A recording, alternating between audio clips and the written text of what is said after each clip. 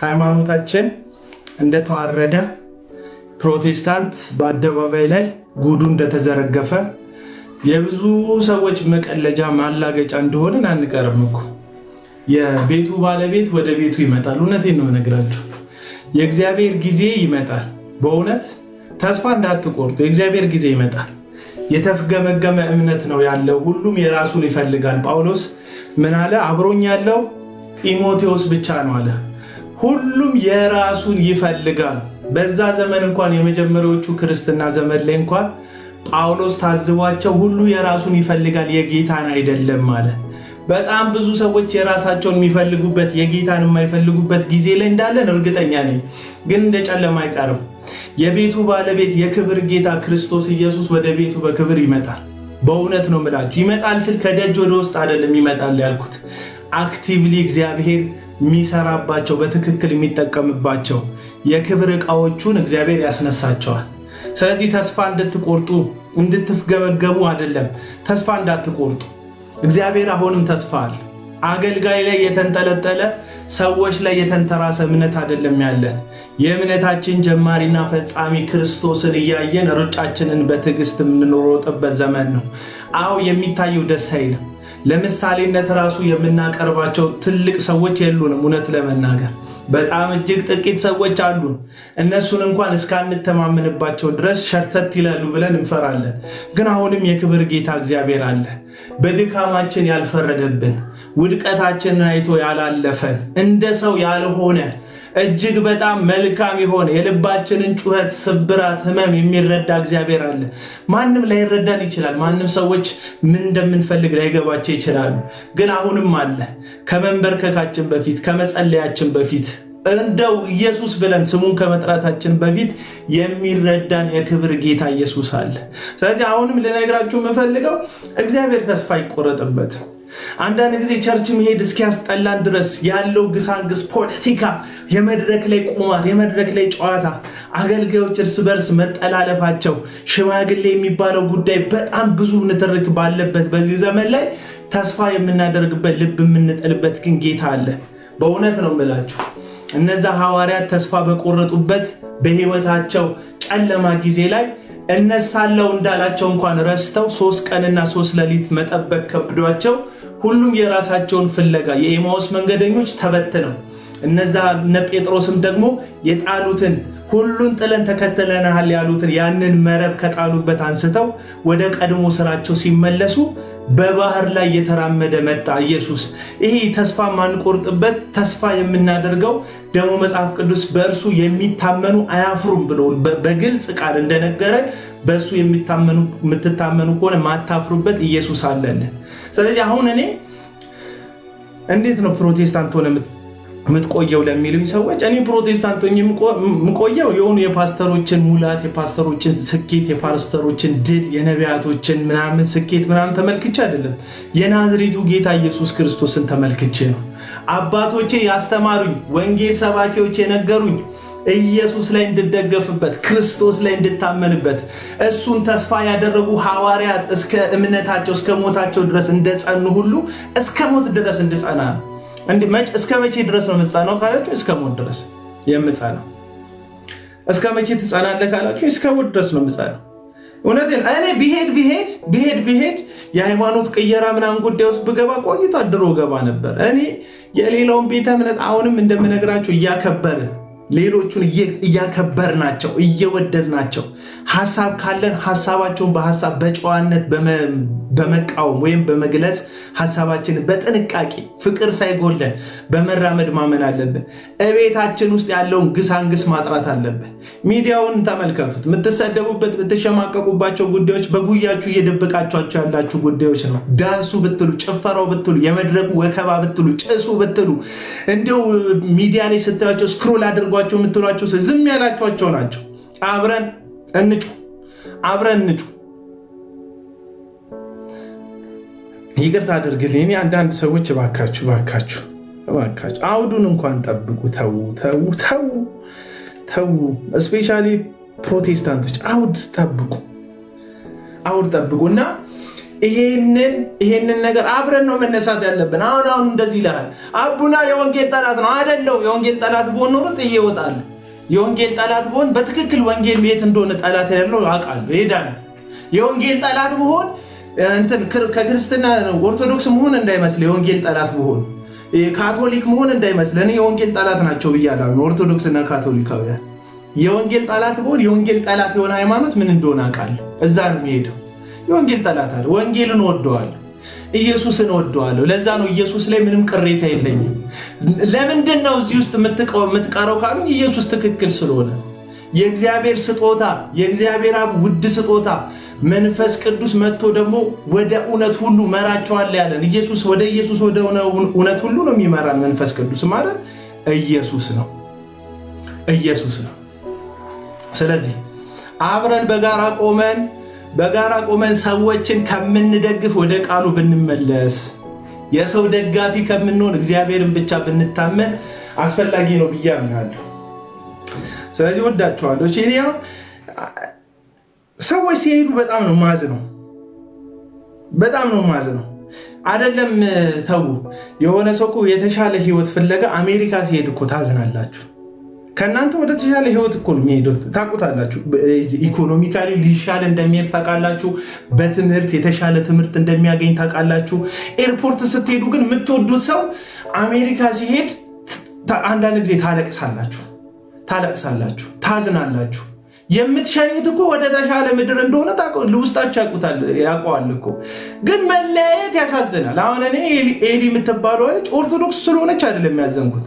አትሊስት ይቺ ልጅ ሐሰትን ተቃወም ነበር፣ ጨለማን ትገልጥ ነበር በመካከላችን ሆነ። ከዛ በኋላ ይቺ ልጅ ግን ጨርሶ በቃ እኛ ምንም የማንመለከታት የኛ ጉዳይ የማያሳስባት እህት ሆና በቃ ወደ ሌላ ቦታ ስትሄድ ስመለከት አዘንኩ። ኦርቶዶክስ በመሆኗ እንዳይመስል ያዘንኩት። አሁንም ይሄን አስመሩ። እኔ ኦርቶዶክስ ስለሆነች አይደለም ያዘንኩት። እኔ ያዘንኩት የኛ የነበረች ሴት የኛ ያልሆነች ሆነች። በቃ አለቀ። እና ሰዎች ሲሄዱ እልል የምትሉ ሰዎች ባለፈው እየተመለከትኩ ነበር። ሶፊያ የምትባለዋን እህት ዘማሪዋን ማለት ነው። አንድ ልጅ ወጥቶ ለምን አትሄጂም? እየጠበቅንሽ እኮ ነው። ኦርቶዶክስ ሆናለሁ ብለሽ የለ እየጠበቅንሽ ነው እኮ ለምን አትሄጂም?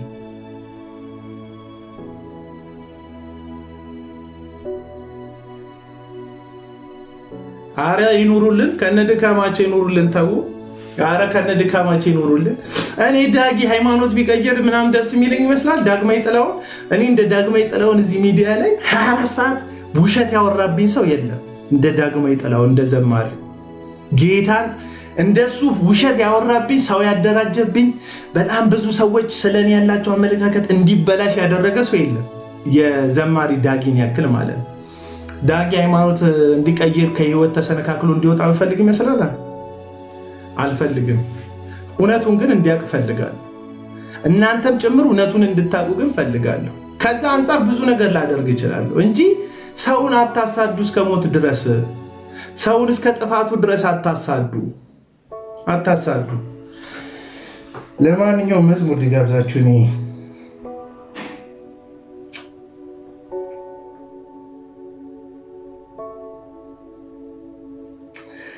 ኢየሱስ ከኢየሱስ ወዴትም አልሄድም ብራዛ።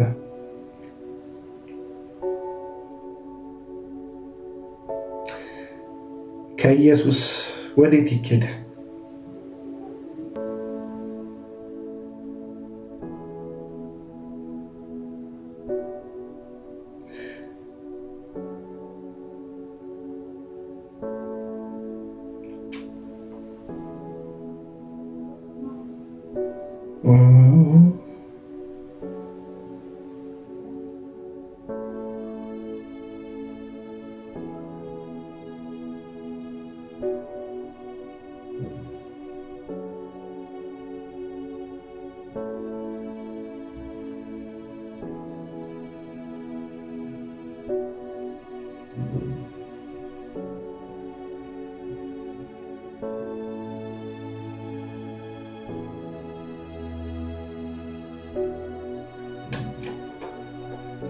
እስኪ ክበርበት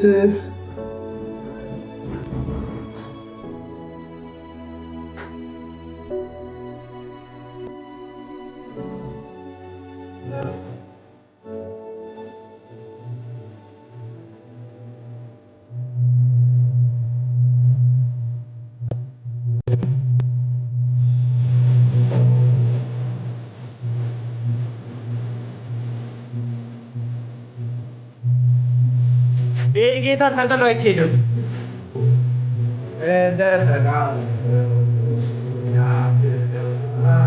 ጌታዬ ታማኝ እንዳፉ እንደተናገረው ያደርጋል። ጌታዬ ታማኝ ነው። ወገኖች እኛ የተከተለ የናዝሬቱ ጌታ ኢየሱስን ሰው አይደለም፣ ግለሰብ አይደለም። ታማኝ ነው እግዚአብሔር። በእውነት በህይወታችሁ ላይ ታማኝ ነው። ተስፋ ለቁርጪ በኑሯችሁ ላይ ታማኝ ነው። በትዳራችሁ ላይ፣ በልጆቻችሁ ላይ ታማኝ ነው እግዚአብሔር ኢየሱስ።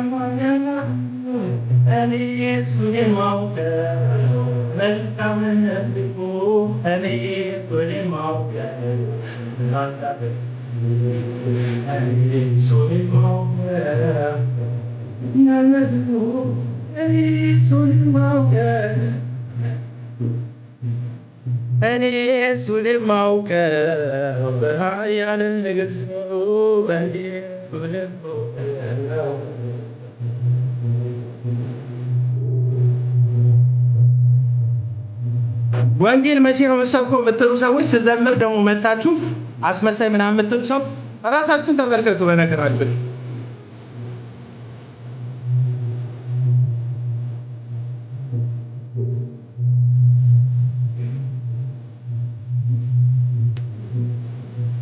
ሞዴሬተሮች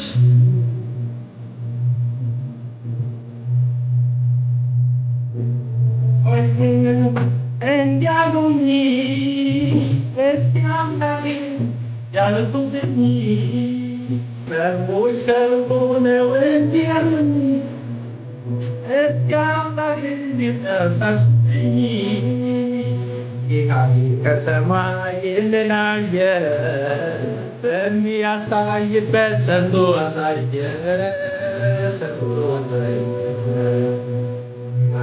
ከሰማይ ልናየ በሚያሳይበት ሰርቶ አሳየ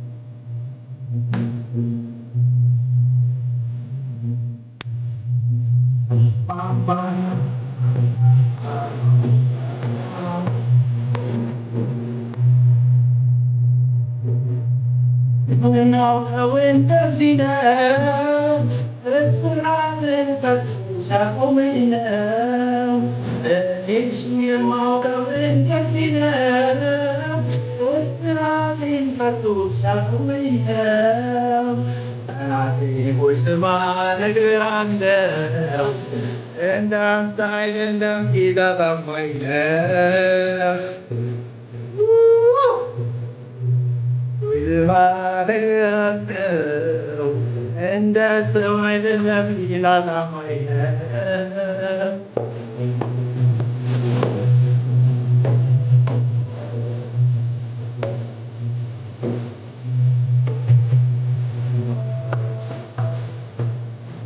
እኔ ሱሌም ማውደ ሰጥክስቱ እኔ ሱሌም ማውደ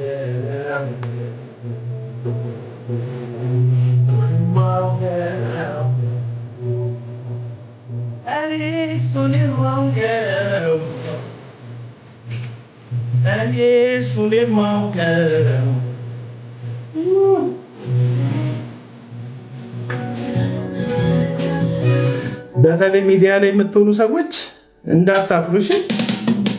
ሚዲያ ላይ የምትሆኑ ሰዎች በወንጌላዊ አማኝ በመሆናችሁ ምክንያት እንዳታፍሩ እሺ። የሚያሳፍሩ በመካከላችን የሚያሳፍሩ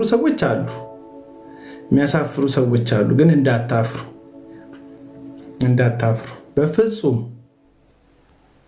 እንዳታፍሩ። በመዝሙራችሁ አትፈሩ። ኢየሱስን ከፍ በሚያደርጉ መዝሙሮች የጌታን ጌትነት በሚናገሩ ዝማሬዎቻችሁ እንዳታፍሩ። ጌታን በቃ እንድትሸማቀቁ የሚያደርጉ ብዙ ነገሮች አሉ። ጭራሽ ግን እንዳታፍሩ። እውነቴን ነው የምላችሁ፣ እውነቴን ነው። የሌላውን ቤተ እምነት አክብሩ፣ ያለ ጥግ ውደዱ። ምንም በቃ ጥግ እንዳይኖራችሁ ሰዎችን ስትወዱ ምንም በቃ ከሌላው ቤተ እምነት ጋር እልህ አትጋቡ። ግን ያመንኩትን አውቃለሁና አላፍርም እንዲል ጳውሎስ ባመናችሁበት በዛ ነገር እንዳታፍሩ። እኔ በክርስቶስ ሞትና ትንሣኤ ነው ያመንኩት። እኔ በክርስቶስ ኢየሱስ አዳኝነት ነው ያመንኩት። እሱን በመታመን ቃሉን በመጠበቅ እንደሚዳን ነው ያመንኩት። ትእዛዛቱን በመጠበቅ እንደሚዳን ነው ያመንኩት። ጌታን ሳምን ትእዛዙን አምናለሁ። ጌታን ሳምን ያዘዘኝን አደርጋለሁ። ይህንን ሁሉ ደግሞ በምችልበት ኃይልን በሚሰጠኝ በክርስቶስ ሁሉን እችላለሁ። በጸጋው በእግዚአብሔር ኃይል እችላለሁ። ስለዚህ እንዳታፍሩ ወዳጆች፣ እንዳታፍሩ። በክርስቶስ ኢየሱስ መቼም እንዳታፍሩ። ይህንን ሁሉ ነግራችሁን ፈልገው ተስፋ እንዳትቆርጡ። በተለይ እውነትን የያዛችሁ ወንድሞች እህቶች እንዳታፍሩ። ለጽድቅ ብላችሁ የምትሰደዱ ሰዎች እንዳታፍሩ። አብሯችሁ ማንም ላይኖር ይችላል። ብቻችሁ ልትቀሩ ትችላላችሁ። ግራ ሊገባችሁ ይችላል። ሰዎች ይለዋወጡባችሁ ይችላል። ግን በልባችሁ ያለው ጌታ እንደማይለወጥ ተንበርከክ ብላችሁ እስቲ ጠይቁት። አይለወጥም። እግዚአብሔር አይለወጥም። የእግዚአብሔር ልጅ ክርስቶስ አይለወጥም። እናንተ ላይ ትለወጣላችሁ እንጂ እግዚአብሔር እናንተ ላይ አይለወጥም። ቀኖች ይለወጣሉ፣ አስተሳሰቦች ይለወጣሉ፣ አካሄዶች ይለወጣሉ፣ ግን እግዚአብሔር አይለወጥም። ስለዚህ የማይለወጠውን እግዚአብሔርን ይዛችሁ በጽናት ተራመዱ። በጽናት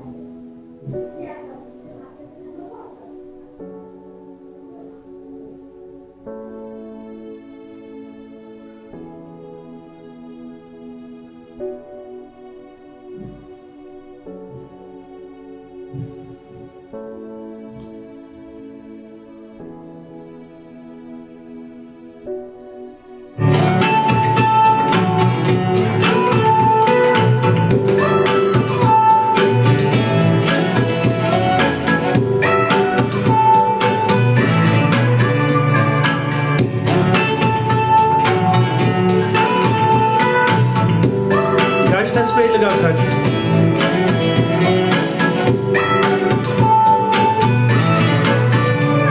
ስራ ያመሰግንሃል፣ ቅዱሳን ያከብሩሃል። ምንም መንፈስ የለም መንፈስ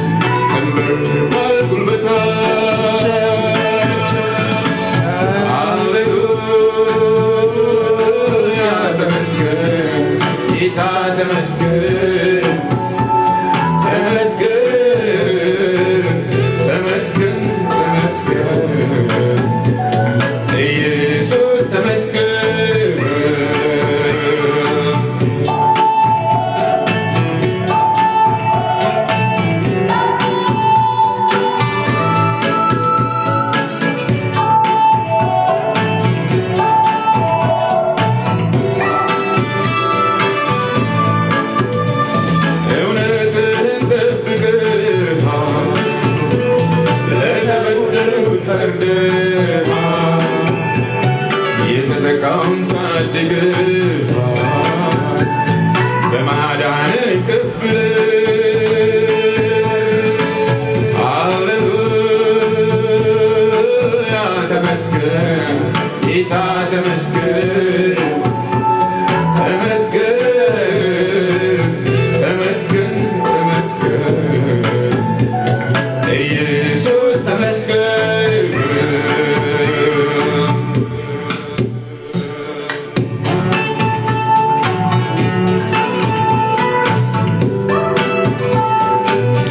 በውስጣችሁ የይሁዳ አንበሳ የነገስታት ንጉሥ የጌቶች ጌታ እንዳለ እርግጠኛ የሆናችሁ ሰዎች ሌላ ምስክር እንዳትፈልጉ። ለተራበ ምግቡን ሰጥተህ መጻተኛ አስጠግተሃል፣ ግዞተኛውን ፈተሃል። ሃሌሉያ ተመስገን ጌታ ተመስገን ተመስገን ተመስገን ተመስገን ኢየሱስ ተመስገን።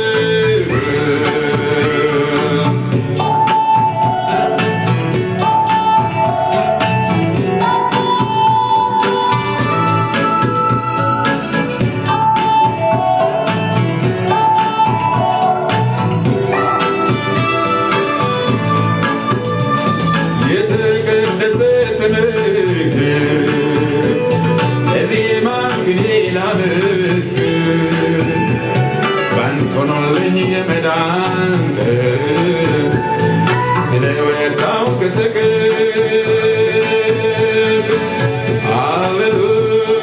ሃሌሉያ ተመስገን ጌታ ተመስገን ተመስገን ተመስገን ተመስገን ኢየሱስ ተመስገን። ለማንኛውም እዚህ በተለይ ሚዲያ ላይ ያለ ፕሮፓጋንዳ እምነታችሁ ላይ ጥርጣሬ እንዲያደር የሚያደርግባችሁ ሰዎች ከእንደገና በርከክ በሉ። እሺ፣ ከክርስቶስ ጋር በትክክል ተገናኙ። የምሬ ነው የምላችሁ። ኢየሱስ ክርስቶስን በትክክል ስታገኙት ነፍሳችሁ አንደኛ ከፍቅሩ የተነሳ ታርፋለች፣ ሁለተኛ ሌላ ምንም እስካትፈልጉ ድረስ የእግዚአብሔር ልጅ ክርስቶስ ኢየሱስን ሌላ አማራጭ እንደሌለ ይገባቸዋል። ይሄ መንፈሳዊነት ነው። በነገራችን ላይ በርከክ ማለት የእግዚአብሔር ቃል ውስጥ መደበቅ፣ ከዛም ባለፈ ከጥቂት ወንድሞችና እህቶች ጋር ህብረት ማድረግ እንጂ አሁን የሚዲያ ግርግር፣ የሚዲያ ብጥብጥ፣ የሚዲያ ውዝግብ እናንተንም አሸናፊ ያደርጋችሁም፣ እናንተንም ድል እንድታደርጉ ያደርጋችሁ። ድል ያለው የእግዚአብሔር ዙፋን ስር መሸነፍ ውስጥ ነው እንጂ መራወጥ ውስጥ አይደለም። የእግዚአብሔር ዙፋን ውስጥ የተሸነፈ ሰው ደግሞ የእግዚአብሔር ዙፋን ስር የወደቀ ሰው ደግሞ የትኛውን ቦታ ላይ እምነቱና ህይወቱ አይንበረከክም፣ እጅ አይሰጥም። እና አሁንም ምንም እንትን እንዳትሉ። እኔ አሁን አንዳንድ ጊዜ ቪዲዮዎችን ተመልከቷቸው። በእግዚአብሔር ላይ በእግዚአብሔር ህዝብ ላይ ተስፋ አልቆረጥኩ። ለምን? በእግዚአብሔርና በእግዚአብሔር ህዝብ ላይ ተስፋ ስለማይቆረጥ። ራሱን የማያውቅ ህዝብ ተላልፎ ለማይሆን ለማይረባ ነገር ይሰጣል። ራሱን የማያውቅ ብዙ ህዝብ ስላለ ተላልፎ ለብዙ ሰዎች ለብዙ ሐሰተኞች እንደተሰጠ አውቃለሁ። ነገር ግን አሁንም በልባቸው እምነት ውስጥ እግዚአብሔርን እያመለኩ በጽናት የሚኖሩ ወገኖች፣ ወንድሞች፣ እህቶች አሉ። ስለዚህ ተስፋ እንዳትቆርጡ። እስፔሻሊ ደግሞ ፕሮቴስታንት ታውቃላችሁ፣ ተስፋ ሲቆርጥ አንዳንድ ጥቂት ደግ ልብ ያላቸው ሰዎች ናቸው ወደ ኦርቶዶክስ ሄጃለሁ የሚሉት። እነሱም ኦርቶዶክስ ውስጥ ስለሄዱ ምንም በቃ አይከፋኝም፣ ምክንያቱም ወደ ክርስትና ነው የሄዱት። በጣም ብዙ ፕሮቴስታንት ተስፋ ሲቆርጥ ኤቲስት ነው የሚሆነው ወዳጆች። እግዚአብሔርን መኖር ህልውናውን እስክትክድ ድረስ የሚያደርስህ ግራ መጋባት ውስጥ ላለመግባት አሁንም ምንጩ ዳር ተተክለ እንድትኖር በዙፋኑ በእግሩ ስር እንድትንበረከክ ነው ጥሪ የሚያቀርብልህ። በጸሎት ፊቱን እንድትፈልግ ነው ጥሪ የሚያቀርብልህ። ሴቶች ጭንቅላታቸው አካባቢ ላይ ድርቀት ሲሰማቸው ቂቤ አሊያም ፈሳሽ ቅባት ነገር ፀጉራቸውን ይቀባሉ። አንዳንዶች ደግሞ ስቲም ምናምን ይገባሉ። አለቀ። ስቲም ምናምን ይገባሉ። ሰውነታቸው ቆዳቸውን ኬር ያደርጉታል። የጭንቅላት ድርቀት ሲገጥማቸው፣ የህይወት ድርቀት ሲገጥምህ ልምላሜና እረፍት የምታገኘው ዘይቱ ያለው እግዚአብሔር ዙፋን ስር ነውና ሄደ ድርቀትን ዙፋኑ ስር ባለ ዘይት አርካ። በህልውና ውስጥ የህይወት ውሃ ወንዝ የሆነው ኢየሱስ ጋር የህይወት ውሃ ምንጭ የሆነው ኢየሱስ ጋር ሄደው ድቅ በል። ከዛ ደረቅ የሆነው ህይወትክ ልምላሜ ያገኛል። እውነቴን ነው የምላችሁ። ብዙ ሰው ከአዳራሽ አዳራሽ የሚንከራተተው የህይወት እረፍት ቤት ውስጥ ስላላገኘ ነው።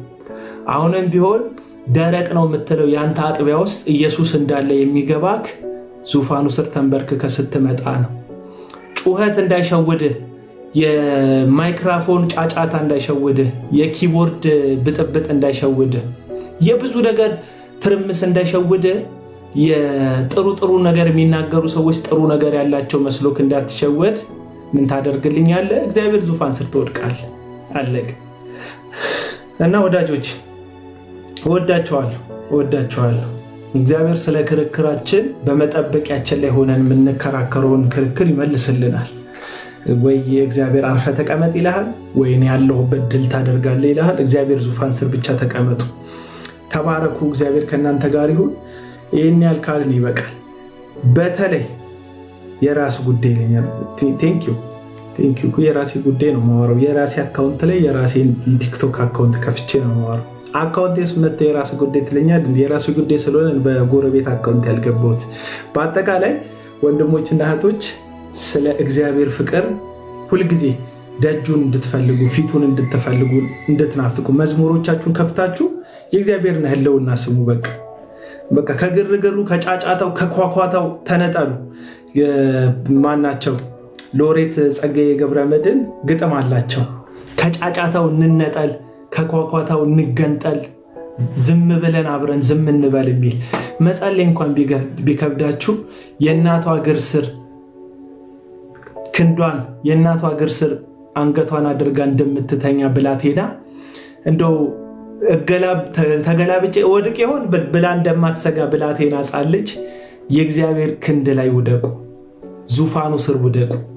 መጸለይ ቢከብዳችሁ ተንበርክካችሁ፣ እውነቴን ነው የምላችሁ፣ ተንበርክካችሁ አባ እያላችሁ እንቅልፍ ይውሰዳችሁ። በጣም ጸዲ መኝታችሁ ላይ ከምታገኙት እንቅልፍ ተንበርክካችሁ ጸሎት ስፍራችሁ ላይ የምትተኙት እንቅልፍ የበለጠ በጣም ጣፋጭ ነው። እውነቴን ነው የምላችሁ። እኔ ድሮ የልጅነት ወራቶች ላይ ሌሊት 9 ሰዓት ተነስቶ የመጸለይ ልምድ ነበረኝ እና አንዳንድ ጊዜ እንቅልፌ እናጠብና ወይ ያነበብኩ አምሽቼ ወይ በአንዳች ምክንያት እንቅልፍ አጥቼ ሌሊት 9 ሰዓት ላይ መነሳት ስላለብኝ ግድ ቀጠሮ ስላለኝ እነሳለሁና 9 ሰዓት ተነስቼ ተንበርክኬ እንቅልፍ ይወስደኛል። እስከ 12 ሰዓት ምናምን እዛው ተኛለሁ። 3 ሰዓት ምናምን ማለት 9 ሰዓት፣ 10 ሰዓት፣ 11 ሰዓት፣ 12 ሰዓት እተኛለሁ። ከዛ ስነሳ የሆነ አንዳች የእግዚአብሔር መገኘት እንዳገኘኝ የሆነ ፈውስ እንዳገኘኝ ውስጥ እርግጠኛ ሆኖ ነው የሚነሳው ከተንበረከኩበት። ለካ ጸሎት ቦታዬ ላይ እውነት ነው እንቅልፍ ወስዶኛል፣ አልጸለይኩም እውነት ነው። ግን የቀጠሮ ሰዓቴ ላይ ተገኝቼ በብላቴና ጉልበቶቼ ለክብር ጌታ ለኢየሱስ ክርስቶስ ጉልበቴን መሬት አስነክቼ ክንዱ ስር ተደፍቻለሁ። ስለዚህ ያንን ነገር እግዚአብሔር የማይቆጥረው እንዳይመስል በጣም ሰላም አገኛለሁ። መጸለይ ከብዷቸዋል ወዳጆቼ፣ ዝም ብላችሁ የቀጠሮ ሰዓት ውሰዱና 30 ደቂቃ ዝም በሉ እግዚአብሔር ፊት። ይኸው አንተ ፊት ነው። በቃ አልችልም ታውቃለህ። በቃ ከጸለይኩ ቆይቻለሁ ታውቃለህ። መናገር አልችልም፣ ያለሁበትን ሁኔታ ታውቃለህ። ከአንተ የተሰወረ አይደለም። ግን እንድትረዳኝ፣ እንድታግዘኝ፣ ድካሜን አለመቻሌን እንድትደግፈኝ እግዚአብሔር የገባሁበት ልምምድ አለ። ከዛ ልምምድ እንድታወጣኝ፣ ከዛ መጉበጥ እንድታወጣኝ፣ ከዛ የኑሮ ጥመት እንድታወጣኝ እግር ስር እንበረከካለሁ። በቃ አውክተምትሙ አልችልም። በቃ አልችልም። እግዚአብሔር ፊት አልችልም ማለት ትችላለህ ማለት ነው። እኔ አልችልም በሉት። በቃ አሁን እኔ አልችልም ማለት እኮ ነው የከበደን። እችላለሁ ብለን ነው የምንጋጋጠው ወዳጆቼ። በቃ አልችልም። ጌታ ሆይ ታውቃለህ እንደማልችል። ባለፈው ሞክሬው ፌል አድርጌያለሁ። ዛሬ ራሱ ከዚህ ጸሎት በፊት ሞክሬዋለሁ፣ ፌል አድርጌያለሁ። ግን አንተ ትችላለህ። አንተ በእኔ ህይወት ትችላለህ።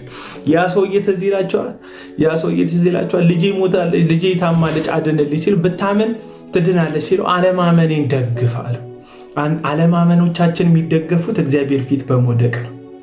የማታምኑበት ፓርት እኮ ይኖራል፣ ግን አለማመናችሁ እንኳን እንዲደገፍ እግዚአብሔር ፊት ውደቁ። እግዚአብሔር ፊት ከወደቃችሁ አለማመናችሁ ይደገፋል።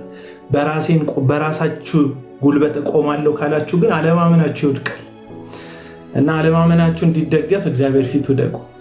ስለዚህ ይህንን ነው የምነግራችሁ። የምር አሁን እኮ ትተነዋል። አሁን የምንወደው ነገር ምንድን ነው? የቴዎሎጂ እውቀት ነው የምንወደው። እከሌ እንደዛ ብሎ እከሌ እንደዚህ ብሎ እንትን የሚሉት ነገር ነው። ቋንቋቸውን ማትይዙትን ቋንቋ ቁጭ ብላችሁ ሌክቸር ትሰማላችሁ ምናምን ጥሩ ነው። በነገራችን እየናቁት አይደለም። ግን ይሄ ህይወት በልጅነታችሁ ከጌታ ጋር የተነካካችሁበትን ህይወት እንዳታጡት። እንደዚህ አይነት ትርምስ ውስጥ እየገባችሁ ጫጫታ ውስጥ እየገባችሁ በልጅነታችሁ የምታውቁትን የእግዚአብሔርን ጠረን እንዳታጡት። ክርስትና ጭቅጭቁ አይደለም። ክርስትና እግዚአብሔር ፊት የሆንከው ነው። በመስቀሉ ህይወት ያገኘኸው ነው። ኢየሱስ መስቀል ላይ በከፈለው ዋጋ የተደረገልህን መቀበል ነው። እሱን ክርስትና በእውቀት ስትደግፈው የበለጠ ጠንካራ ትሆናለህ። በጣም አደገኛ ስትሆን ጠንካራ የሆነ የጎለበተ ይመጣል። በጣም ታሪክ ስታቅ፣ የቤተ ክርስቲያን ታሪክ ስታቅ፣ የአባቶችን ትምህርት ስታቅ በጣም ቤስት እየሆነ ይመጣል። ግን አሁን ይሄ የልጅነትን ለዚህ ነው መጽሐፍ ቅዱስ ተንኮል የሌለበትን የቃሉን ወተት ተመኘዋል። በቃ ምንም የለም ተንኮል የለውም። ምንድነው? የቃል ወተት ነው። የእግዚአብሔርን የቃል ወተት ተመኙ። እሱ ነው የምነግራችሁ። ትመቹኛላችሁ፣ ባልመቻችሁን ትመቹኛላችሁ። ይመቻችሁ። ሰላም። ጌታ ከእናንተ ጋር ይሁን።